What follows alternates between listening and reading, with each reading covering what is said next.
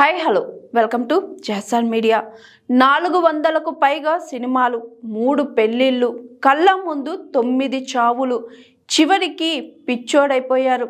ఇంతకు ఆయన ఎవరంటే సినిమా ఇండస్ట్రీలో ఎంతో మంది తిరుగులేని నటులు ఉన్నారు. ఎన్నో వైవిధ్యమైన పాత్రలు చేసి ప్రేక్షకులను మెప్పించారు. వారిలో దిగ్గజ నటుడు పద్మనాభం ఒకరు. కమెడియన్గా ఎన్నో సూపర్ హిట్ సినిమాల్లో నటించారు ఆయన. దాదాపు 400కు పైగా సినిమాల్లో నటించి మెప్పించారు పద్మనాభం. కమెడియన్గానే కాదు, నెగిటివ్ షేడ్స్ ఉన్న పాత్రల్లోనూ మెప్పించారు. నటుడిగా, దర్శకుడిగా, నిర్మాతగా రాణించారు పద్మనాభం. ఆయన సినీ జీవితం పాతాళ భైరవి చిత్రం తరువాత అనూహ్యమైన విజయాన్ని సాధించింది. సదా జపం వంటి విలక్షణమైన పాత్రలతో ప్రేక్షకులను ఆకట్టుకున్నారు పద్మనాభం. ఆయన ప్రత్యేకమైన నడక, నటన పద్మనాభంను ఒక మంచి నటుడిగా నిలబెట్టాయి. అన్నపూర్ణ పిక్చర్స్, అదుర్తి సుబ్బారావు వంటి ప్రముఖులు ఆయనను ప్రోత్సహించారు. అదేవిధంగా ఎన్టీఆర్, అక్కినేని నాగేశ్వరరావు వంటి టాప్ హీరోలతో కలిసి దేశ ఉద్దకులు, కుల గోత్రాలు, మూగ మనసులు వంటి దాదాపు 35 నుంచి 40 చిత్రాల్లో నటించి తనకంటూ ఒక ప్రత్యేక స్థానాన్ని ఏర్పరచుకున్నారు పద్మనాభం. మూగ మనసులు చిత్రంలో సావిత్రి భర్తగా చేసిన పాత్ర ఆయన కెరియర్కే పెద్ద మలుపుగా నిలిచింది.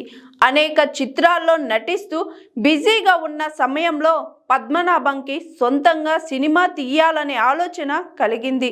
తన స్నేహితులతో కలిసి రేఖా అండ్ మురళి ఆర్ట్స్ అనే బ్యానర్ను ప్రారంభించారు. తన మొదటి సినిమా దేవతకు రామారావు గారి కాల్ షీట్లు సంపాదించి ఇల్లు తాకట్టు పెట్టి 40,000 రూపాయలు అడ్వాన్స్ ఇచ్చారు.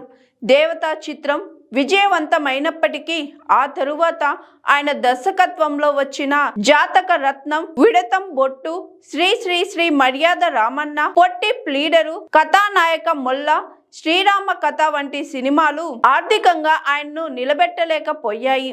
తనకున్న ఆస్తులన్నీ సినిమాల నిర్మాణంలో పెట్టి పోగొట్టుకున్నారు పద్మనాభం జీవితంలో వరుస విషాదాలు చోటు చేసుకున్నాయి. ఒక దశలో అవకాశాలు లేక, గ్రామానికి తిరిగి వెళ్ళలేక తన తమ్ముడు ప్రభాకర్ తేలుకుట్టి చనిపోయారు. ఆ తరువాత కొన్ని రోజులకే తండ్రి, ఆపై చెల్లెలు, అల్లుడు, మరో చెల్లెలు కూడా మరణించారు. ఈ వరుస మరణాలతో ఆయన తీవ్ర నిరాశలోకి వెళ్ళారు. తండ్రి నచ్చజెప్పడంతో మళ్ళీ మద్రాసు వచ్చి నటించడం ప్రారంభించారు. కాగా పద్మనాభం 3 పెళ్లిళ్ళు చేసుకున్నారట. అయితే భార్యలను, వారి సంతానాన్ని పోషించడం కూడా ఆయన ఆర్థిక కష్టాలకు ఒక కారణమని ఆయన సన్నిహితులు తెలిపారు. ప్రమీల అనే నాటక కళాకారిణితో 2వ పెళ్లి, మరో మహిళతో 3వ పెళ్లి చేసుకున్నారు. ఆయన భార్యలలో 2 కొడుకులు, మురళి కూడా చనిపోయారు. 2009లో ఆయన కొడుకు మురళి దురలవాట్ల వల్ల కారణంగా మరణించారు. ఇవన్నీ ఆయనను కుంగదీశాయి. ఇక సినిమా వైభవం అనే పేరుతో డాక్యుమెంటరీ తరహా చిత్రాన్ని నిర్మించే క్రమంలో ఆర్థిక ఇబ్బందులు ఎదుర్కొన్నారు. ఒక ఫైనాన్షియల్ వద్ద అప్పు తీసుకునేందుకు తన సూపర్ హిట్ చిత్రాల నెగిటివ్లను తాకట్టు పెట్టగా ఆ ఫైనాన్షియర్ వాటిని ఆక్రమంగా విక్రయించి పద్మనాభం గారిని మోసం చేశాడు. ఈ మోసం వల్ల ఆయన తీవ్ర మానసిక ఆవేదనకు గురై పిచ్చి పట్టిన వాడిలా రోడ్లపై తిరిగిన ఘటనలు కూడా జరిగాయి. పిచ్చివాడిలా చొక్కాలు చింపుకొని రోడ్లపై తిరిగాడట. ఆ తరువాత తెలిసిన వారి సహాయంతో కోలుకున్నాక చింతామణి వంటి నాటకాలు, టీవీ సీరియల్స్ ద్వారా జీవనం సాగించారు. చివరిగా ఆయన 3వ భార్య కూడా చనిపోయారట. చివరికి కుటుంబంలో ఎవరు మిగలకుండా తీవ్ర ఆర్థిక ఇబ్బందులతో ఒంటరిగా జీవించిన పద్మనాభం 2010లో గుండెపోటుతో మరణించారు.